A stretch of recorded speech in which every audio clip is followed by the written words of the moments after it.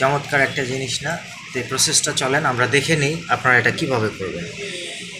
এটার জন্য আপনাকে এই কাজটা করার জন্যে আপনার শুধু মাউসের কাজের প্রয়োজন হবে। মাউসটাকে আপনি টাস্ক বারের উপরে নিয়ে এসে শুধু মাউসের রাইট বাটনটা ক্লিক করবেন। কিভাবে ক্লিক করবেন আমি দেখিয়ে দিচ্ছি। এই যে দেখেন, এই টাস্ক বারে মাউসটা রেখে রাইট বাটন ক্লিক করবেন। সেটিং যে অপশনটা বের হবে, এই টাস্ক বার সেটিং অপশনে আপনি ক্লিক করে দেবেন।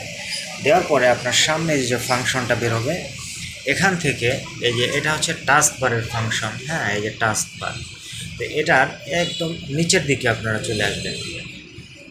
আসার পরে এই যে task bar location on screen, হ্যাঁ, এটা হচ্ছে টাস্ক বার আপনার এখানে থাকা বা উপরে যাওয়া এই ফাংশনটা।